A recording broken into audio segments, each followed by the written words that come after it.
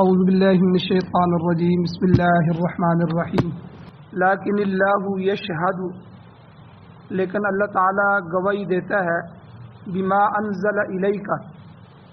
اس چیز کی جس کو اس نے اتارا آپ کی طرف، یعنی قرآن مجید کی گواہی اللہ تعالیٰ خود دیتے ہیں۔ کس بات کی گواہی؟ کہ انزلہ بعلمی، اس کو اللہ نے اپنے علم کے ساتھ اتارا ہے۔ والملائکۃ یشہدون، اور فرشتے بھی گواہی دیتے ہیں۔ وکفیٰ باللہ شہیدا، اور اگر کوئی بھی گواہی نہ دے تو کافی ہے اللہ تعالی گواہی کے اعتبار سے۔ ان الذین کفروا، بے شک وہ لوگ جنہوں نے کفر کیا، وصدوا عن سبیل اللہ، اور اللہ کے راستے سے لوگوں کو روکا، قد ضلوا ضلالا بعیدا، تحقیق وہ گمراہ ہو گئے اور گمراہی میں دور جا پڑے۔ ان الذین کفروا وظلموا، بے شک وہ لوگ جنہوں نے کفر کیا اور ظلم کیا، لم یکن اللہ لیغفر لہم، نہیں ہے اللہ تعالیٰ کہ ان کی مغفرت کر دے، اللہ ان کی مغفرت نہیں کرے گا، ولا لیہدیہم طریقا، اور نہ اللہ ان کو صحیح سیدھے راستے کی طرف رہنمائی کرے گی، الا طریق جہنم، سوائے جہنم کے راستے کے، خالدین فیہا ابدا، وہ اس میں رہیں گے ہمیشہ ہمیشہ۔ وکان ذلک علی اللہ یسیرا، اور یہ بات اللہ تعالیٰ پر بہت زیادہ آسان ہے۔ یا ایھا الناس، اے لوگو، قد جاءکم الرسول، تحقیق تمہارے پاس رسول آ چکے ہیں، بالحق، حق کے ساتھ، من ربکم، تمہارے رب کی طرف سے، فآمنوا، بس تم ایمان لے آؤ، خیر لکم، یہ تمہارے لیے بہتر ہے۔ وَإِن تَكْفُرُوا، اور اگر تم کفر کرو گے، فَإِنَّ لِلَّهِ مَا فِي السَّمَاوَاتِ وَالْأَرْضِ، پس بے شک اللہ ہی کے لیے ہے جو کچھ بھی آسمانوں میں ہے اور زمین میں ہے۔ وَكَانَ اللَّهُ عَلِيمًا حَكِيمًا، اور اللہ تعالی جاننے والا ہے، حکمت والا ہے۔ سورۃ النساء کی آیت نمبر 166، 167، 168 اور 69 اور 70، یہ 5 آیتیں آپ کے سامنے تلاوت ہوئی ہیں، آپ نے ان کا ترجمہ سماعت فرمایا۔ سب سے پہلے ربط آیات ہیں کہ ان آیات کا پچھلے آیتوں کے ساتھ کیا تعلق ہے۔ گزشتہ جو دروس ہیں ان میں گزر چکا ہے کہ اہل کتاب یعنی یہودی، یسألک اہل الکتاب، کہ یہودی آپ علیہ الصلاۃ والسلام پر آ کے سوال کرتے تھے، اعتراض کرتے تھے کہ آپ اللہ تعالیٰ کی طرف سے مکمل کتاب کیوں نہیں لاتے، جیسا کہ موسیٰ علیہ السلام لائے گئے اور تورات لے کے آ گئے ساری، تو آپ بھی اسی طرح کریں کہ قرآن مجید اللہ سے مانگیں، اللہ سارا قرآن مجید نازل کر دے۔ تو اس اعتراض کے اللہ تعالیٰ نے 2 طریقوں سے جواب دیے۔ پہلا جواب الزامی تھا، اور حضور علیہ السلام کو تسلی دیتے ہوئے فرمایا کہ حضور، اے میرے پیغمبر، یہ لوگ ضدی اور عنادی ہیں، ان کا مقصود ہر حالت میں یہ ہے کہ پیغمبر آخر الزمان اور قرآن پاک پر ایمان نہ لایا جائے، یہ ان کی قومی عادت ہے۔ بعض عادتیں کسی قوم کے اندر پائی جاتی ہیں، تو یہودیوں کے اندر بعض ایسی عادتیں ہیں کہ وہ آج تک بھی ختم نہیں ہوئی، تو اللہ نے یہاں بھی فرمایا کہ یہ ان کی قومی عادت ہے۔ انہوں نے تو حضرت موسیٰ علیہ السلام سے بھی سوال کیا تھا، اور حضور انہوں نے آپ سے بڑا سوال انہوں نے کیا تھا، وَقَدْ سَأَلُوا مُوسَىٰ أَكْبَرَ مِنْ ذَلِكَ، اس سے بھی بڑا سوال کیا تھا۔ وہ کیا کیا تھا؟ موسیٰ علیہ السلام کو کہنے لگے کہ ہم آپ پر ایمان نہیں لائیں گے۔ بھائی کس طرح ایمان لاؤ گے؟ ہم اس وقت ایمان لائیں گے کہ جب اللہ تعالیٰ کو خود اپنی آنکھوں سے سامنے دے، آپ اللہ کو کہیں کہ ہمارے سامنے آ جائیں اور ہمیں آ کے کہیں کہ یہ موسیٰ میرے پیغمبر ہیں، تو ہم پھر ایمان لائیں۔ پھر اس کے علاوہ ان یہودیوں کی یہ بھی فطرت ہے کہ ان لوگوں نے جب اللہ نے اپنے پیغمبر حضرت عیسیٰ علیہ السلام کو بھیجا تو عیسیٰ علیہ السلام کے ساتھ بدسلوکی کی، اور ان کی والدہ پر نعوذ باللہ زنا کا الزام لگایا، اور پھر خود حضرت عیسیٰ علیہ السلام کو قتل کرنے کی سازش بھی کی۔ تو یہ ایک جواب اللہ تعالیٰ نے الزامی دیا کہ یہ تو فطرتی ایسے لوگ ہیں، قومی طور پر ان کے اندر یہ برائیاں پائی جاتی ہیں۔ آپ سے آگے اگر یہ سوال کر رہے ہیں تو اس کا مطلب ہے کہ آپ پریشان نہ ہوں، اس سے پہلے بھی اپنے پیغمبروں کو بھی یہ کہہ چکے، جن کو مانا تھا ان کو جو ہے انہوں نے اس طرح کے سوالات کیے، تو آپ کو تو مان ہی نہیں رہے۔ اور دوسرا جواب اللہ تعالیٰ نے یہودیوں کے اعتراض کا یہ دیا، انا اوحینا الیک کما اوحینا، کہ یعنی ہم نے آپ پر بھی اسی طرح وہی نازل فرمائی ہے جس طرح آپ سے پہلے پیغمبروں پر، نوح علیہ السلام پر، والنبیین من بعدہ، اور ان کے بعد آنے والے انبیاء پر وہی نازل۔ تو یہاں یہ دلیل دے کہ اس استدلال سے مقصود یہ تھا کہ تمام انبیاء اور رسل ان پر نزول وحی کی نوعیت ایک ہی جیسی ہوتی ہے، وحی ایک ہی طریقے سے آتی ہے۔ تو پھر کیا وجہ ہے کہ یہ لوگ پہلے نبیوں کو تو مان رہے ہیں، ابراہیم علیہ السلام کو، یعقوب علیہ السلام کو، اسحاق علیہ السلام کو، یوسف علیہ السلام کو، پہلے نبیوں کو تو یہ یہودی سب کو تسلیم کرتے ہیں، مگر آپ کی نبوت کا انکار کر رہے ہیں۔ اور پھر یہ بات بھی ہے کہ موسیٰ علیہ السلام کی طرح تمام انبیاء کو ان کی کتابیں یکمشت نہیں دی گئیں، موسیٰ علیہ السلام کو دی گئی، لیکن بعض پیغمبروں پر وقتاً فوقتاً وہی نازل ہوتی رہی، تھوڑی تھوڑی کر کے کتابیں نازل ہوتی۔ اسی طرح نبی آخر الزمان پر بھی وقفے وقفے سے وہی نازل ہوئی اور یہ کتاب کی تکمیل ہوتی رہی۔ اللہ تعالیٰ نے حضور کی زندگی جب 40 سال کے تھے حضور، تو حضور کو نبوت ملی، پہلی وہی اقرأ بسم ربک الذی سے آئی، تو پھر حضور کی وفات تک جب آپ کی عمر 63 سال تھی، یعنی گویا کہ 23 سال قرآن مجید نازل ہوتا رہا اور قرآن مجید مکمل ہوا۔ تو قرآن مجید کو یکمشت کیوں نہیں نازل کیا گیا؟ اس کی حکمت سورہ فرقان میں آگے اللہ تعالیٰ نے بیان فرمائی۔ اللہ کہتے ہیں کذالک، اسی طرح ہوا ہے کہ قرآن مجید آہستہ آہستہ نازل ہوا ہے۔ کیوں؟ لنثبت بہ فؤادک، کہ قرآن پاک کا تدریجاً نزول جو ہے یہ آپ کے دل کی پختگی کے لیے، تاکہ آپ کا دل ثابت قدم ہو جائے، پختہ ہو جائے۔ تو جو آدمی سبقن تعلیم حاصل کرتا ہے، سبق کر کے پڑھتا ہے، اس میں پختگی پیدا ہو جاتی ہے۔ ایک آدمی ایک کتاب کو ایک ہی دن میں استاد سے پڑھ لے، ذہین ہو، پڑھ لے، تو لیکن ایک آدمی پورے 6 مہینے یا سال میں وہ سبق کر کے پڑھے اور پچھلا بھی یاد رکھے، تو اس میں سے پختہ وہی ہوگا کہ جو سبقن پڑھ رہا ہے۔ تو اللہ تعالیٰ نے یہ بھی فرمایا کذالک لنثبت بہ فؤادک ورتلناہ ترتیلا، کہ ہم نے یہ قرآن مجید اس لیے تدریجاً نازل فرمایا ہے، آہستہ آہستہ، تھوڑا تھوڑا کر کے، موقع بموقع، جہاں جہاں ضرورت تھی، تاکہ اس میں پختگی پیدا ہو جائے۔ اس کو یاد کرنا اور اس کو ذہن نشین کرنا جو ہے یہ آسان ہو جائے، اور سب کچھ یکدم پڑھنے سے اچھی طرح یاد بھی نہیں ہوتا۔ لہذا اللہ تعالیٰ نے قرآن پاک کو تھوڑا تھوڑا کر کے نازل فرمایا، تاکہ یہ اچھی طرح ذہن نشین ہو کر قیامت تک کے لیے مشعل راہ بن جائے۔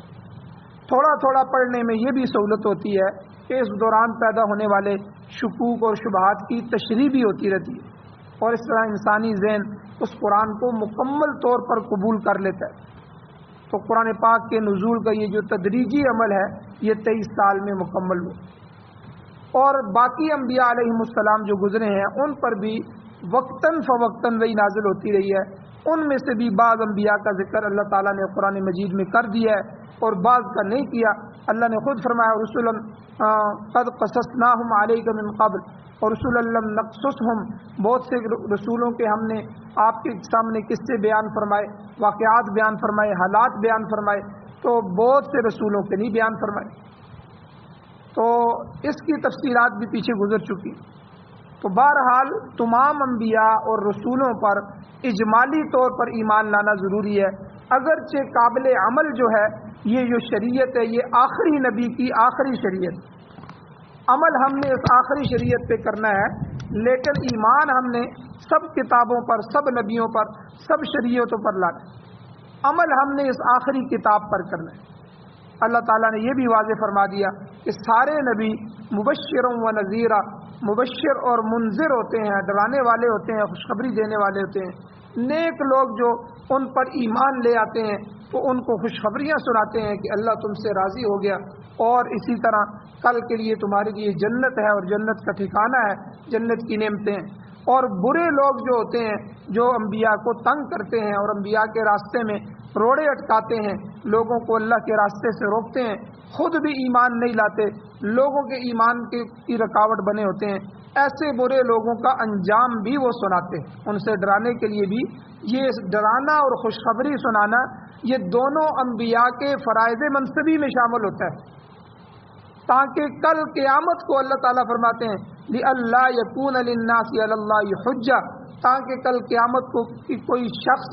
یہ نہ کہہ سکے کہ اسے اللہ تعالیٰ کے احکام کا علم ہی نہیں ہو سکا، اس کے پاس نبی تو آیا ہی نہیں، اور اس کے پاس تو نبی کی تعلیمات ہی نہیں آئی، قرآن نہیں آیا، کوئی کتاب ہی نہیں آئی، تو یہ حجت اللہ کے سامنے کوئی قائم نہ کر سکے۔ بلکہ اللہ نے فرمایا کہ ہر قوم اور ہر بستی، ہر علاقے کی طرف انبیاء بھیج کر اللہ نے پوری انسانیت پر اپنی حجت کو تام کر دی۔ مفسرین اکرام فرماتے ہیں کہ یہودیوں کا ایک گروہ، ایک جماعت آپ علیہ السلام کی خدمت میں حاضر ہوئی تو آپ علیہ السلام نے فرمایا مجھے یقین ہے کہ تم مجھے اللہ کا رسول تسلیم کرتے ہو، مگر اس کا اظہار کیوں نہیں کرتے؟ یہودی اپنے پرانے تعصب اور ضد اور اناد کی وجہ سے کہنے لگے بخدا ہم نہیں جانتے کہ آپ اللہ کے رسول ہیں، ہم آپ میں رسولوں والی کوئی علامت نہیں پاتے، یعنی ضد کرتے ہوئے حضور کا انکار کر دیا۔ اسی طرح ایک موقع پر مشرکین نے بھی یہودیوں سے آ کے کہا،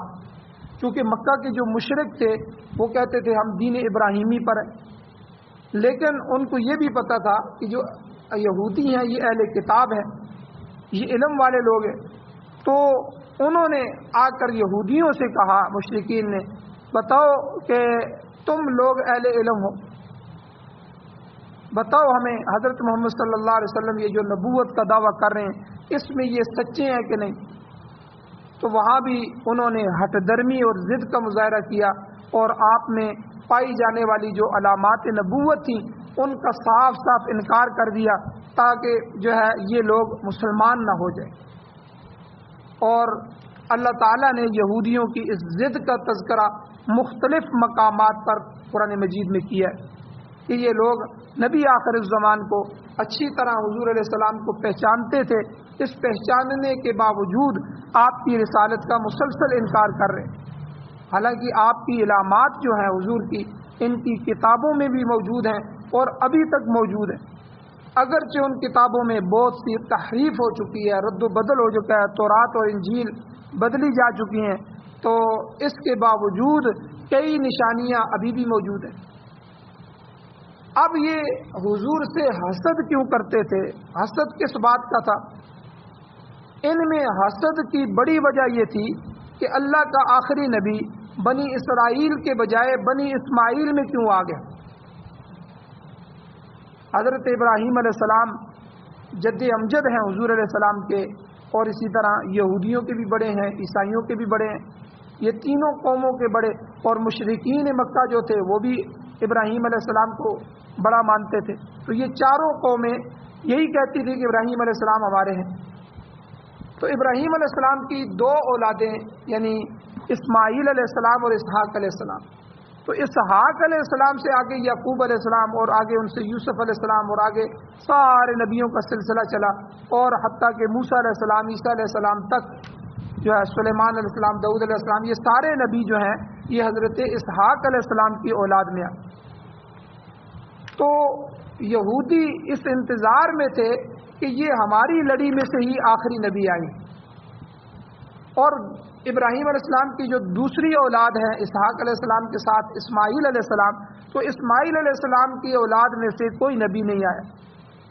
لیکن اللہ نے یہ خوش قسمتی ان کے لیے رکھ دی کہ ایک ہی نبی حضور علیہ السلام، نبی آخر الزمان صلی اللہ علیہ وسلم کو اللہ تعالیٰ نے حضرت اسماعیل علیہ السلام کی جو ہے وہ لڑی میں ڈال دیا۔ تو یہ بڑی وجہ بنی حسد کی یہودیوں کی کہ ہم شام اور فلسطین چھوڑ کے مدینہ میں آئے تھے کہ یہ سرزمین ایسی ہے کہ ہماری کتابوں میں علامتیں لکھی ہوئی ہیں کہ یہ کھجوروں والی زمین، یہاں جو ہے وہ نبی آخر الزمان آئے گا، اور ہم صدیوں سے یہاں آ کر انتظار کر رہے ہیں کہ یہ نبی آخر الزمان ہمارے درمیان میں سے آئے گا، اور یہ تو بنو اسماعیل میں سے آ گیا، بنی اسرائیل کی بجائے بنو اسماعیل میں کیوں آیا؟ حالانکہ اس اعتراض کا جواب بھی قرآن مجید میں مختلف مقامات پر آیا ہے کہ اللہ تعالیٰ نے یہودیوں کے ساتھ کوئی معاہدہ تو قائم نہیں کر رکھا تھا کہ تمام کے تمام انبیاء انہی کے خاندان میں سے آئیں گے، یہ تو اللہ کی رحمت ہے، نبوت۔ اللہ قرآن میں فرماتے ہیں یختص برحمتہ من یشاء، وہ جسے چاہتا ہے اللہ تعالیٰ اپنی رحمت کے لیے مخصوص کر لیتے۔ اس میں کسی کی خواہش کا تذکرہ نہیں ہے، کسی کی آرزو کا نہیں ہے کہ کوئی خواہش کرے کہ میں نبی بن جاؤں، کسی کی آرزو ہو کہ مجھے نبوت مل جائے، ایسی بات نہیں ہے۔ یختص برحمتہ من یشاء، یہ اللہ تعالیٰ کی رحمت ہوتی ہے اور مخصوص رحمت ہے، اللہ تعالیٰ جس کو چاہتا ہے اس کے لیے خاص کر لیتا ہے۔ اور اللہ تعالیٰ کی حکمت میں یہ بات ازل سے پہلے سے طے ہو چکی تھی کہ نبی آخر الزمان بنی اسرائیل میں نہیں آئے گا بلکہ بنو اسماعیل میں سے آئے گا، اور اس کا تذکرہ عجیب بات ہے کہ اس کا تذکرہ خود تورات میں بھی موجود ہے۔ اللہ تعالیٰ نے حضرت موسیٰ علیہ السلام سے فرمایا تھا کہ میں تیرے بھائی بندوں میں ایک رسول برپا کروں گا جس کے منہ میں اپنا کلام ڈالوں گا، یہ تورات کی باتیں۔ تو اللہ تعالیٰ نے یہی بات نزول قرآن کی ابتدائی صورتوں میں بیان فرما دی۔ اللہ کہتے ہیں انا ارسلنا الیکم رسولا شاہدا علیکم کما ارسلنا الی فرعون رسولا، کہ ہم نے تمہاری طرف اسی طرح رسول مبعوث فرمایا جس طرح موسیٰ علیہ السلام کو فرعون کی طرف بھیجا۔ تو یہی چیز تورات میں بھی بیان کی گئی، مگر یہودی اس کو چھپا جاتے تھے، چھپاتے تھے کہ لوگ انتظار کر رہے تھے کہ ہمارے یہودیوں میں سے یہ نبی آخر الزمان آئے گا، ہم اب لوگوں کو کیا کہیں گے۔ تو اللہ تعالیٰ نے سورہ اعراف میں ان کے کتمان حق جو ہے، اس حق کو چھپانے کی جو قلی ہے، جو حق کو چھپا رہے تھے، اس کو اللہ نے کھول دیا۔ اللہ کہتے ہیں سورہ اعراف کے اندر الذین یتبعون الرسول النبی الامی الذی یجدونہ مکتوبا عندہم فی التوراۃ والانجیل، یہ لوگ نبی آخر الزمان کا لقب جو امی ہے اور آپ کی نشانیاں جو ہیں اپنی کتابوں میں موجود پاتے ہیں، تورات اور انجیل میں لکھی ہوئی پاتے ہیں، اس کے باوجود یہ ایمان نہیں لاتے بلکہ مسلسل انکار کر رہے ہیں۔ تو ایک موقع پر حدیث میں آتا ہے کہ ایک موقع پر مشرکین مکہ نے یہودیوں سے آ کر یہ سوال کیا کہ بتاؤ تم اہل علم ہو، تمہارے پاس علم ہے پہلی کتابوں کا، یہ بتاؤ ہمارا دین اچھا ہے یا محمد صلی اللہ علیہ وسلم کا دین اچھا ہے؟ جو دین وہ پیش کر رہے ہیں وہ بہتر ہے یا ہمارا دین ٹھیک ہے، ہم اپنے دین پہ ٹھیک ہے؟ تو پھر انہوں نے اپنی وہ دیرینہ خباثت تھی اس کا اظہار کیا، ضد اور تعصب کا اظہار کرتے ہوئے جواب دیا کہ بھائی تمہارا دین بہتر ہے۔ حالانکہ یہودیوں کو جو ہے شرک سے منع کیا گیا تھا اور وہ مشرکین سے نفرت کرتے تھے، ان کو پتہ تھا کہ انہوں نے بیت اللہ کے اندر 360 بت رکھے ہوئے، لیکن اس کے باوجود حضور کا ساتھ دینے کی بجائے اور ان کو سچ بتانے کی بجائے، کیونکہ سچ بتا دیتے تو وہ مسلمان ہو جاتے، اور وہ آئے تھے اسی لیے پوچھنے کے لیے کہ یہ اہل کتاب لوگ ہیں، علم والے لوگ ہیں، یہ ہمیں صحیح بتائے گی۔ تو یہاں بھی انہوں نے ضد کرتے ہوئے کہا کہ نہیں، تمہارا دین بہتر ہے محمد صلی اللہ علیہ وسلم کے دین سے۔ اور اسی طرح پہلے سورہ بقرہ میں گزر چکا ہے، اللہ تعالیٰ فرماتے ہیں یعرفونہ کما یعرفون ابناءہم، یعنی یہ لوگ حضور علیہ السلام کو اس طرح پہچانتے تھے جس طرح اپنی اولاد کو بندہ پہچانتا ہے۔ کوئی آدمی لاکھوں کے مجمع میں بھی اپنی اولاد کو پہچاننے میں غلطی نہیں کر سکتا۔ اسی طرح اللہ نے فرمایا یہودیوں کے پاس جو حضور علیہ السلام کی نشانیاں آ چکی ہیں، ان نشانیوں کو دیکھ کے اور دوسری تمام علامات کو دیکھ کے یہ حضور کو پہچان چکے ہیں، اور ایسا پہچان چکے ہیں کہ یعرفون ابناءہم، جس طرح کوئی بندہ اپنی اولاد کو پہچانتا ہے۔ پھر ضد کی وجہ سے، تعصب کی وجہ سے اور عناد اور بغض کی وجہ سے حضور علیہ السلام پر ایمان نہیں لا رہے، اللہ تعالیٰ نے آگے قرآن مجید کی حقانیت کو بیان فرمایا، اور آیت کریمہ میں اللہ نے ارشاد فرمایا کہ اے پیغمبر علیہ السلام، یہ لوگ قرآن پاک کی حقانیت تسلیم کریں یا نہ کریں، لیکن اللہ یشہد بما انزل الیک، مگر اللہ تعالیٰ اس چیز کی گواہی دیتا ہے کہ جو آپ پر نازل ہوئی ہے۔ اللہ گواہ ہے، اللہ آپ کو کہہ رہے ہیں کہ قرآن پاک جو ہے وہ سچی کتاب ہے، یہ میری کتاب ہے۔ تو گویا کہ قرآن پاک کی سچائی کے لیے ایک دلیل اللہ نے بیان فرمائی۔ وہ دلیل کیا ہے کہ اللہ کہتے ہیں انزلہ بعلم، کہ اللہ تعالیٰ نے اس قرآن مجید کو اپنے علم کے ساتھ اتارا۔ علم اللہ تعالیٰ کی صفت ہے کہ وہ علیم کل ہے، ہر چیز کو جاننے والا ہے، اس لیے اللہ تعالیٰ نے خود اپنے علم کے ذریعے جو اللہ کے اندر تھا، اللہ نے اس کلام کو اپنی زبان سے پڑھا اور کلام فرمایا۔ تو اس لیے باقی ساری کتابیں کتاب اللہ ہے، تو یہ قرآن مجید کلام اللہ بھی ہے، کتاب اللہ بھی ہے، اللہ کی کتاب بھی ہے، اور کلام اللہ کا کلام بھی ہے۔ اللہ نے اس کو اپنے علم کے ساتھ کلام فرمایا۔ حدیث میں آتا ہے، ابو عبد الرحمن سلمی حدیث کے راوی ہیں اور بڑے بزرگ آدمی ہیں، ان کے متعلق امام ابن کثیر رحمہ اللہ نے نقل کیا ہے کہ جب ان کے سامنے کوئی شخص قرآن پاک کی تلاوت کرتا تو وہ کہتے تھے اخذت بعلم اللہ، تم اللہ تعالیٰ کا علم حاصل کر لیا ہے، یعنی تم نے اللہ کا علم حاصل کر لیا ہے، اب تم سے افضل دنیا میں کوئی نہیں ہے، ہاں ایک آدمی تم سے افضل ہے، الا بعمل، جو اس پر عمل کرے۔ قرآن مجید کو پڑھنے والا سب سے افضل ہے، لیکن جو پڑھ کے اس پہ عمل کرتا ہے وہ اس سے بھی افضل ہے، لیکن اس کے علاوہ تم سے دنیا میں کوئی افضل نہیں۔ مقصد یہ ہے کہ قرآن پاک اللہ کا علم ہے، جس نے اسے حاصل کر کے اس پر عمل کیا وہ افضل ترین آدمی ہے۔ گویا کہ قرآن پاک ایک ایسی چیز ہے جس کی صداقت کی گواہی اللہ تعالیٰ خود فرما رہے ہیں۔ اللہ کہتے ہیں لیکن اللہ یشہد، اے حضور اللہ خود اس کی گواہی دیتے ہیں، بما انزل الیک، جو آپ کی طرف نازل ہوا ہے، کہ انزلہ بعلم، اللہ تعالیٰ نے اپنے علم کے ساتھ اس کو نازل فرمایا۔ حضور علیہ الصلوۃ والسلام کا فرمان مبارک ہے، حدیث میں ہے کہ جس شخص کے پاس چھوٹی سی چھوٹی صورت بھی ہو، اسے اپنے آپ کو فقیر یا حقیر نہیں سمجھنا چاہیے، کیونکہ اس کے پاس قرآن پاک ہے جو سب سے زیادہ عزت اور شرافت والی چیز ہے۔ تو اس عظیم کتاب کے مطابق اللہ تعالیٰ نے فرمایا صاد والقرآن ذی الذکر، سورہ صاد کو کہ قسم ہے اس عزت والے قرآن کی جو ہے، اور اس طرح اللہ نے فرمایا وَإِنَّهُ لَذِكْرٌ لَكَ وَلِقَوْمِكَ، سورہ آراف، سورہ زخرف میں اللہ فرماتے اے پیغمبر بے شک یہ کتاب آپ کے لیے اور آپ کی قوم کے لیے باعث شرف ہے، اور یہی وہ چیز ہے جسے اللہ نے اپنے علم کے ساتھ نازل فرمایا۔ آگے اللہ تعالیٰ نے فرمایا والملائکۃ یشہدون، اللہ کے فرشتے بھی اس قرآن کی حقانیت اور سچائی کی گواہی دیتے ہیں۔ یہ اللہ تعالیٰ کی فرشتے وہ مقدس مخلوق ہیں جس کی تعداد خود اللہ ہی جانتا ہے کہ کتنی تعداد میں، اس کے متعلق خود اللہ کا ارشاد موجود ہے۔ اللہ قرآن میں کہتے ہیں وما یعلم جنود ربک الا ھو، تیرے رب کے اس لشکر کو اس کے سوا کوئی نہیں جانتا۔ فرمایا اگر اللہ تعالیٰ کی مخلوق میں سے کوئی بھی اس کتاب کی گواہی نہ دے،